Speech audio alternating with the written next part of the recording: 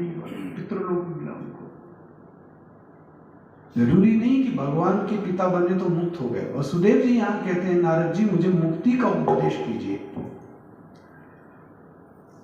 महाराज 6 बच्चों का दुख हुआ, देवकी का अपमान, वो सब मैंने झेला, उससे ज्यादा कुछ नहीं हो सकता। अब देहधारी होने के कारण मुझे द्वंद्व में नहीं रहना है। मुझे कुछ ऐसा ज्ञान दीजिए कि मैं अब यहाँ से मुक्त हो जाऊं। मैं माया से घिरना नहीं चाहता, मैं देहाभिमान को तोड़ना चाहता हूँ। नारद जी तो बोलते, वाह क्या मुमुक्षा है आपकी।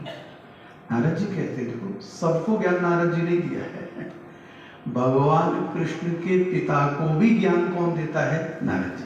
नारद जी कहते हैं, ये अब आपको सुना है बहुत अच्छे से, स्पिरिचुअलिटी का पूरा सार आ रहा है।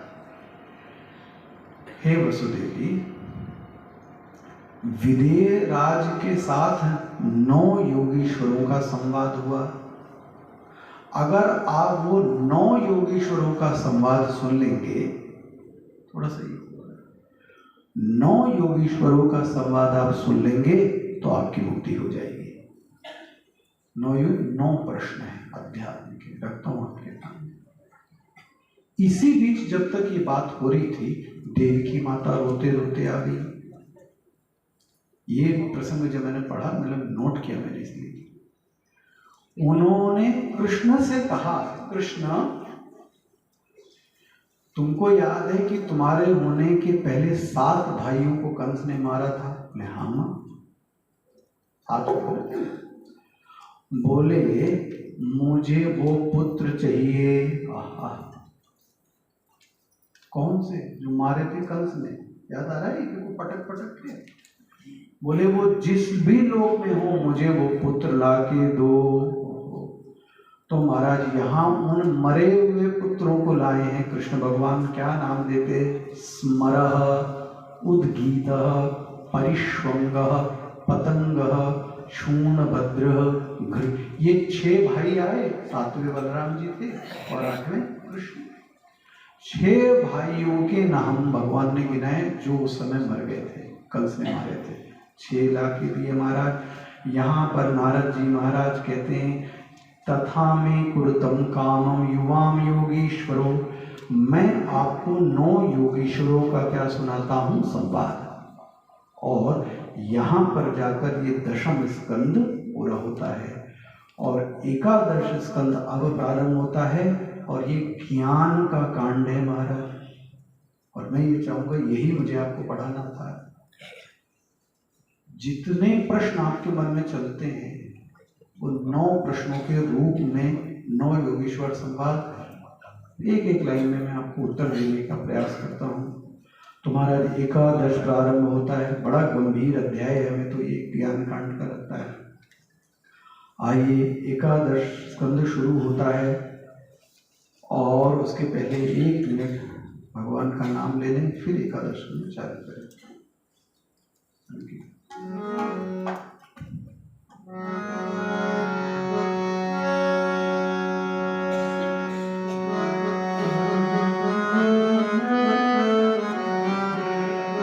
हरि हरि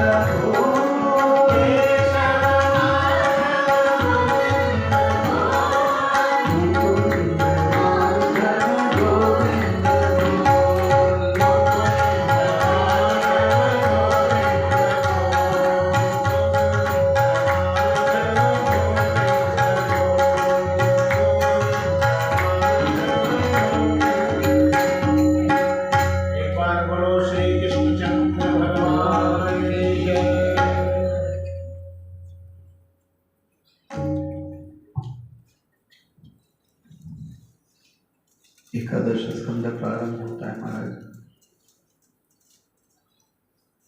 और प्रारंभ कहाँ से होता है? एकादश स्कंद लीला संवरण से चालू करते हैं भगवान, समेटते हैं लीला। महाराज देखो ये बच्चों की क्या करतूत रही। एक दिन की बात है महाराज, बच्चे खेल रहे थे कृष्ण के पुत्र पौत्र, और उसी समय एक ऋषि आते हैं द्वारिका में। ऋषि लोग आ रहे थे महाराज। अब जामवंती का लड़का है सांबा। महाराज देखो अब ये हो गया दुष्ट, कृष्ण का वंश शुरू हुआ, और इसने क्या किया, साधुओं की परीक्षा लेने के लिए अपने पेट में कपड़ा बांधा और अपने को क्या बना दिया, स्त्री। और ऋषि से कहता है महाराज, हंसी उड़ाने के लिए ऋषियों की, कि आप तो ये बताओ कि मेरे गर्भ में लड़का है कि लड़की।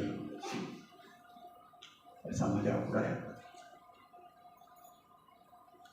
अब भगवान कृष्ण का वंशज मतलब अवीनताम विनीतवत, असल में उसमें विनीत नहीं दिख रहा है, मजाक हंसी ठिठोली कर रहा है साधुओं से कि मेरे पेट में लड़का है या लड़की। महाराज साधु को बेइज्जती बर्दाश्त नहीं हुई, अरे लड़का होके मजाक कर रहा है। महाराज उन्होंने बोला, पानी ले दिया। महाराज तुम्हारे पेट में ना लड़का है ना लड़की, एक मूसल है, और वो मूसल तुम्हारे खानदान को नाश कर देगा, कृष्ण सहित नाश हो जाएगा। महाराज श्राप दे दिया। और इतना घनघोर वाक्य बोला। महाराज ये बोला तो भगवान की प्रेरणा तो रही होगी, तभी ऋषि ने श्राप दिया, तुम्हारे कुल का नाश हो जाएगा। और जैसे ही उसने कपड़ा खोला, उसमें से एक लोहे का मूसल निकला। मूसल समझते हैं, लोहे का मूसल। अब ये लोग गए महाराज, और कृष्ण, गलती क्या हुई पता है, कृष्ण को बताना चाहिए, कृष्ण को नहीं बताया। और उग्रसेन राजा ने गलती छिपाने की कोशिश की। क्या किया, बोले ऐसा करो, ये मूसल ही नाश करेगा, इस मूसल को इतना पीसो कि ये चूड़ा बन जाए, तो कोई रहेगा ही नहीं, तो नाश क्या होगा। बोले हाँ ये बात सही। सब लड़कों ने, राज परिवारों ने मिलके मूसल को एकदम तत्चूर्णयित्वा मूसलम यदुराज सा आहुका, चूर्ण करने के बाद बोले क्या करो, इसको समुद्र में डाल दो द्वारिका में। महाराज डाल दिया। अब समुद्र की लहरों से वो किनारे पर चलता हुआ, वो लोहे के टुकड़े कहाँ पहुंच गए, एक किनारे पर, उसमें एक टुकड़ा बचा था कहीं, उसमें से एक छोटा बाण, एक जो मछली मारता है ना, वो मछली पकड़ने के लिए आया, तो उसको एक लोहे का टुकड़ा दिख गया। उसने उस लोहे के टुकड़े को क्या कर दिया, बाण वाले को बेचा। बाण वाले ने क्या करा दिया, उस लोहे का एक क्या बना दिया, बाण। किस टुकड़े से, वही मूसल, वही लोहा, उससे बन गया बाण। महाराज इससे सीख मिलती है, आप कर्म को कभी हल्के में मत लेना, कभी हल्के में मत लेना। कब कौन कहाँ जाके आपका बदला लेगा कुछ समझ में नहीं आता। आपको लगता है सब साफ हो गया, महाराज वो बाण बना दिया उसने। अच्छा, बाण बना के उसने खूब अच्छे से तेज कर दिया उस बाण को, और अपने तरकश में रख दिया। कथा यहीं तक है, आगे सुनाएंगे भी। इधर एकादश स्कंद में 9 योगेश्वरों का संवाद आता है महाराज। तो एक राजा हुए विदेह राज। ये किसको कौन सुना रहा है, नारद जी सुना रहे हैं वसुदेव कृष्ण के। बोले विदेह राज का संवाद हुआ 9 योगियों से, वो सुनेंगे तो आपकी ग्रंथि टूट जाएगी। सुनाइए। तो बोले पहले 9 लोग कौन थे ये विद्वान 9 योगीश्वर, कवि हरि अंतरिक्ष प्रबुद्ध पिप्पलायन आविर्होत्र अत्र द्रुमिल चमस करभाजन। ये 9 योगीश्वर हैं। चलो स्टार्ट करते हैं। याद रखना है आपको 9 प्रश्न। विदेहराज ने पूछा, अतवात्यंतिकं क्षीमं प्रक्षामो भवतो अनगाः।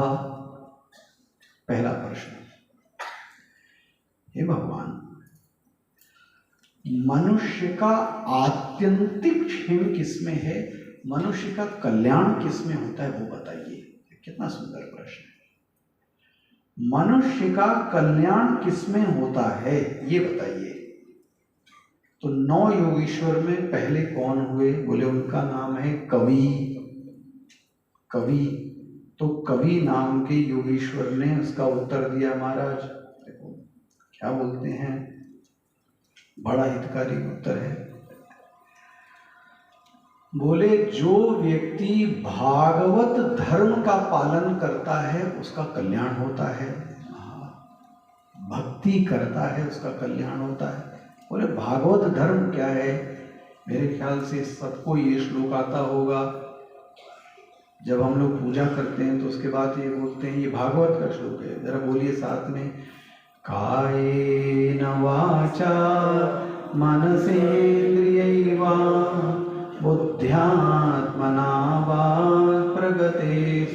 यहाँ अनुसृत स्वभाव करोमि यद्यत् सकलं परस्मै नारायणायेति समर्पयेत। समर्पयामि की जगह समर्पयेत। तो ध्यान से, जो भी कुछ करो कायेन शरीर से, वाणी से और मन से, वो सब किसको अर्पित कर दीजिए, भगवान को। पहला कल्याण की बात, जो भी कुछ हो रहा है वो सब का सब करोमि यद्यत् सकलम परस्मै। हमारे जीवन की जो भी चेष्टाएं हैं महाराज, वो सब की सब किसको अर्पित कर दें। ऐसा कोई कार्य ना करें जो भगवान को अच्छा ना लगे। प्रभु की चेष्टा को ध्यान में रखकर व्यवहार करो। ऐसा व्यवहार मत करो जिससे आपको खुद अंत में शर्मिंदा होना पड़े, आपके बैठे अंतःकरणयामी को दुख पहुंचे, ऐसा व्यवहार नहीं करना है। और क्या बोलते हैं, जब ये तुम करोगे भक्ति बढ़ती चली जाएगी, तो अपने गुणों को बिना संकोच के गायन विलज्जः विचरेद असंगः। जब भक्ति हृदय में आती है तो वो व्यक्ति क्या करता है, गाता है महाराज, गुनगुनाना चालू करता है। ये भक्ति का फल ही है। जब भक्ति प्रवेश करती है तो गुनगुनाए बिना वो रह नहीं पाता। बोले कैसे, भक्ति 3 काम करती है एक साथ। सावधानी से उत्तर सुनना। मनुष्य का कल्याण किसमें है, यही प्रश्न था। भागवत धर्म में। भागवत धर्म क्या है, सब चेष्टाओं को भगवान को ध्यान में रखकर करना। जितने कम कर्म करें वो भगवान को अर्पित कर दें। और भक्ति एक साथ 3 काम करती है। बोले जैसे ही भोजन करो आप तो 3 काम एक साथ होते हैं। पहला तृप्ति, पहला देख लो, क्षुधा निवृत्ति, पेट क्या हो जाता है, जैसे आपने खाया पेट भरा। फिर क्या मिलती है, तृप्ति। फिर क्या मिलती है, पुष्टि, पोषण होता है शरीर का। कितने, भोजन करने से। कितने काम हो गए, क्षुधा निवृत्ति ही, तृप्ति ही, पुष्टि ही। ये काम कितने हो गए, 3। क्या करने से, भोजन करने से। जैसे भोजन करने से 3 कार्य होते हैं, ऐसे ही भक्ति करने से 3 कार्य हो जाते हैं। वाह। वो क्या है, पहले तो भक्ति करने से प्रेम बढ़ता है, भक्ति ही। दूसरा विरक्ति, चित्त में वैराग्य बढ़ने लगता है। जिसके जीवन में भक्ति आएगी वैराग्य बढ़ेगा, भक्ति ही विरक्ति ही। तीसरा भागवत प्रबोध, और भगवान के प्रति क्या उत्पन्न होने लगता है, बोध, ज्ञान। भक्ति बढ़ेगी, विरक्ति बढ़ेगी, और आपको ईश्वर का क्या होने लगेगा, ज्ञान। किसके करने से, भक्ति करने से। महाराज जी पहला आत्यंतिक क्षेम किसमें है? तो आत्यंतिक क्षेम का उत्तर दिया। दूसरा प्रश्न महाराज, जो आदमी भागवत हो गया महाराज, भगवान का हो गया, उसके क्या लक्षण होते हैं जिसने भगवान को प्राप्त कर लिया? क्या उत्तर देते हैं? इसका उत्तर देते हैं हरि ही। पहले का उत्तर किसने दिया? कवि। दूसरे का उत्तर कौन देता है? हरि। क्या बोलते हैं? सबसे उत्तम भागवत वह है सर्वभूतेषु या पश्येत भगवत भावम आत्मना, जो सभी में अपने प्रभु को देखता है और प्रभु में दुनिया को देखता है। मैं कल कह रहा था जगत में भगवान नहीं कि भगवान में जगत है ना? तो यह वृत्ति हुए कि भगवान जगत में है, ये तो वृत्ति है ही है, लेकिन सब में जो भगवान गया हुआ है वो अलग अलग नहीं है, वो कैसा है? एक। और उस भगवान के अंदर जगत गया है, और जगत के अंदर कौन गया है? भगवान। निज प्रभु में देखूं जगत, कैसन करहि विरोध। और ये सबसे अच्छा भगत है। अच्छा, दूसरा कौन है? जो भक्ति तो करता है लेकिन दूसरे भक्तों से द्वेष तो नहीं करता, लेकिन सामान्य व्यवहार करता है। उनको भगवान नहीं मानता, सामान्य बोले वो तो बीच वाला है हमारा। मूर्ति में तो ईश्वर भाव करता है, लेकिन अन्यों में भगवान भगवत भाव नहीं करता, उल्टा द्वेष भाव कर लेता है। न तद भक्तेषु चान्तेषु सभक्ता प्राकृतः स्मतः। वो सबसे नीचे कोटि का भगत है। सभी में भगवान को देखना उत्तम, भगवान के भक्तों के साथ अच्छा व्यवहार करना मध्यम। भगवान तो मानता है लेकिन लोगों से अच्छा व्यवहार नहीं करता, वो अधम प्रकार का भगत। वसुदेव जी, हाँ, तीसरा प्रश्न ध्यान रखना। बोले इस भक्ति में बाधा कौन डालता है? बोले उसका नाम है माया। बोले वो बताइए माया क्या है? माया वेदितुमिच्छामि। इसका उत्तर दिया अंतरिक्ष में। तीसरा प्रश्न बोले माया क्या है? उपाधि को लेकर भगवान इस जगत का सृजन करते हैं महाराज। ऐसी गुणमयी भगवत अधीन है भगवान के, जिसके कारण भगवान इस सृष्टि का रचन करते हैं। वह जो शक्ति है वो कौन है? माया। एषा माया भगवता सर्ग स्थिति अंतःकारिणी। तीसरे अध्याय। जिसके कारण भगवान इस सृष्टि की रचना करते हैं वो कौन है? माया। तीन हो गए माया। चौथा बड़ा आध्यात्मिक प्रश्न है महाराज जी। क्या प्रश्न है? इस माया को तरने का उपाय क्या है? क्या बोलते हैं? नारायण परो माया मजस्तरति दुस्तराम।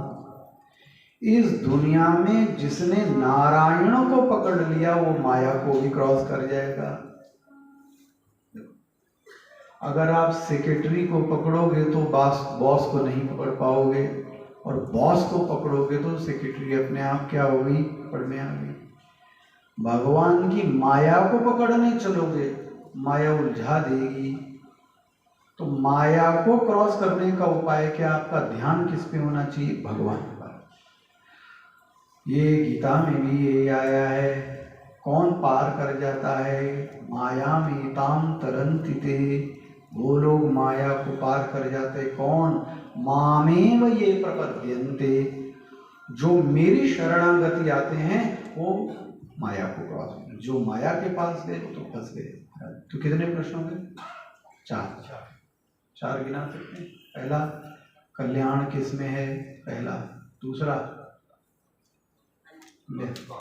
हाँ, भागवत जिसने प्राप्त कर लिया भक्त के लक्षण क्या हैं? 2। तीसरा, माया क्या है? चौथा, माया को तरने का उपाय क्या है? 5वां, भगवान। हाँ, नारायण किसको बोलते हैं? भगवान किसको बोलते हैं? बोले जिसने इस सृष्टि को बनाया और जो ये सृष्टि बन गया, अभिन्न निमित्त उपादान विवर्त कारण है नारायण। उसको नारायण कहते हैं। जिसने बनाई, जो स्थित है, जिसमें ये सृष्टि लीन होगी, उसका नाम नारायण है। ठीक है? जगत को जिसने बनाया, जगत जिसमें स्थित है, जगत जिसमें लीन हो जाएगा, उसको नारायण कहते हैं। ना समझ में आए तो फिर बोल रहा हूं। घड़ा किससे बना? मिट्टी से। घड़ा क्यों स्थित है? किसमें स्थित है? मिट्टी में। घड़ा टूटेगा तो किसमें टूटेगा? तो घड़ा क्या, मिट्टी क्या हो गई? कारण। लहर किससे बनी? जल से। लहर स्थित किसमें है? जल में। लहर टूट के किसमें जाएगी? जल में। बोले नारायण ऐसे ही है। सृष्टि इसी से बनती है, सृष्टि इसमें स्थित है और सृष्टि का लय भी इसमें होगा, उसको बोलते हैं नारायण। अच्छा, बोले महाराज 5 प्रश्न हो गए। छठा प्रश्न, नारायण का उत्तर किसने दिया? 5वें का पिप्पलायन ऋषि ने उत्तर दिया। छठा, महाराज ये कर्म योग क्या है? आहा, बड़ा सुंदर प्रश्न है। कर्म योग क्या है? बहुत ही सुंदर उत्तर, अब बिरला उत्तर है। इसका उत्तर आविर्होत्र देते हैं। बोले घर में एक छोटा मंदिर जरूर बनवाइए। ना हो तो बनाओ भैया, लकड़ी का लेके आओ, और उस मंदिर में आचार्य से सीखकर द्रव्यों के जरिए से, सीख के मनगढ़ंत नहीं महाराज, तो शिव के ऊपर बिल्बो डाल दिया तुलसी दल, और शिव के ऊपर तुलसी दल डाल दिया, और कृष्ण के ऊपर बेलपत्र डाल दिया, ये सब नहीं, मनगढ़ंत नहीं। शिव के ऊपर लाल पुष्प डाल दिया ना, इसका मतलब सीखा नहीं किसी से आपने। आज लिखा है महापुरुषम अभ्यर्चरेत मूर्ति अभिमयतया आत्मना लब्धानुग्रह आचार्य। किसी आचार्य से, विद्वान से सीख कर भगवान की स्थापना करके भगवान के लिए सब कुछ करो, और सब अर्पण कराने के लिए जो सबसे जरूरी चीज है वो है प्रेम, मैं जो आज कह रहा था। और प्रेम तब बनेगा जब एक संबंध की स्थापना होगी।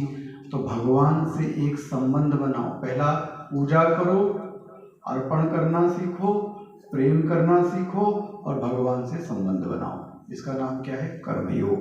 कितनी बड़ी परिभाषा होती है। छठा 7वां प्रश्न, बोले महाराज भगवान अवतार कौन कौन से लेते हैं?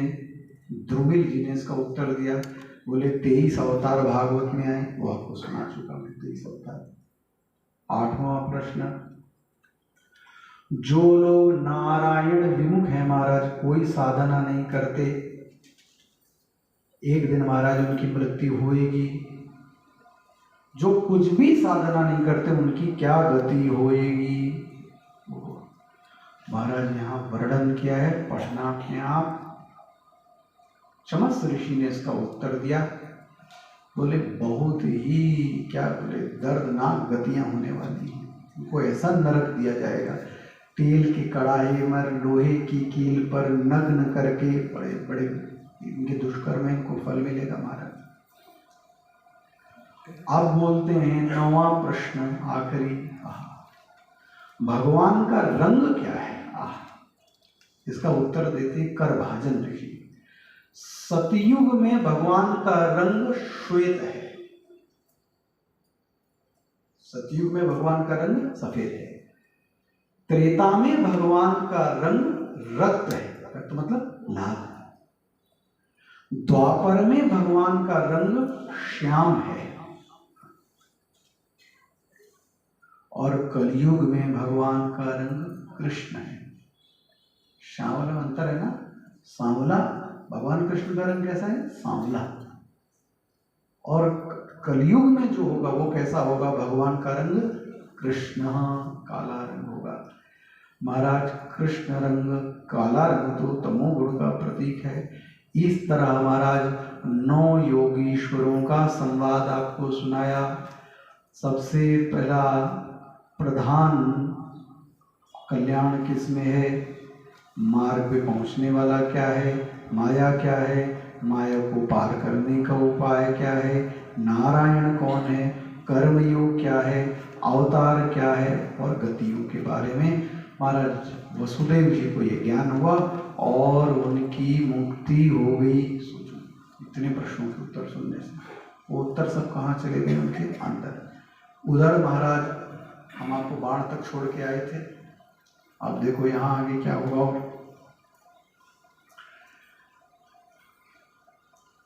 अब ब्रह्मा जी महाराज, आखिरी प्रसंग ध्यान से सुनिए।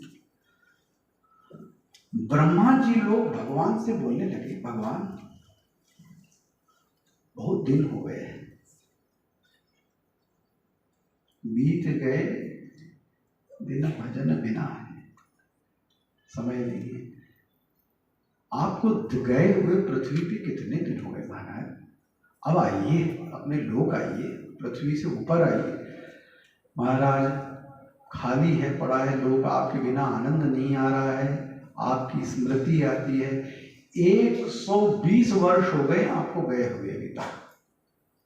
भगवान बोलते हैं, हाँ जो तुम सोचते हो उसके पहले ही मैं सोच चुका हूँ ब्रह्मा जी, अब मैं आने ही वाला हूँ कुछ ही समय में। हाँ जो तुम सोचते हो मेरी योजना बन चुकी है। क्या बोले, सबको श्राप लग चुका है और उस समुद्र की लहरें जो चूर्ण थी वो ऐसे मतलब घास का रूप ले चुकी है, चूर्ण जिससे चोट लग जाए, ऐसी होती है पत्तियां की मार दो तो घाव हो जाए। बोले वो लोहे के चूर्ण से ऐसी पत्तियां बन गई महाराज कि वो पौधों का नाम हो गया। गुजरात के पास क्या क्षेत्र पड़ता है, प्रभास क्षेत्र, जिसको आप बोलते हैं सोमनाथ का एरिया है ना। सोमनाथ के बगल का जो समुद्र है वो कौन सा क्षेत्र है, अभी भी वहां पे मूर्तियां हैं, तो आप जाएं तो उस क्षेत्र को बोलते हैं। वहां बड़ी बड़ी महाराज घासें उड़ गई हैं, बस अब कुछ अपशकुन होने वाला है। भगवान ने कहा प्रभास क्षेत्र बहुत पुण्य क्षेत्र है, वहां पर चलते हैं, तीर्थ सेवन करेंगे, स्नान करेंगे, दान करेंगे, और सोमनाथ भगवान मंदिर वहीं महाराज, और वहीं लीला का स्मरण कर दूंगा। त्यक्तुम समुद्र सेनात स्वधाम नय ममापि। महाराज उद्धव जी को तो सब पता लग जाता है। उद्धव जी का मुझे कुछ गड़बड़ दिख रहा है, मुझे ऐसा लग रहा है आज ही कल परसों कुछ गड़बड़ होने वाला है। क्या गड़बड़ होने वाला है, भगवान इस दुनिया को छोड़कर जाकर अपने लोक जाना चाह रहे हैं। भगवान का कुछ दिख रहा है रंग रूप आकार, और भगवान से जिद करते हैं, भगवान हाँ हमको भी तो ले चलो साथ में। जब आप चले जाएंगे तो मैं यहाँ रहकर क्या करूँगा, आपके बिना मेरा क्या अस्तित्व है, उद्धव जी कहते हैं।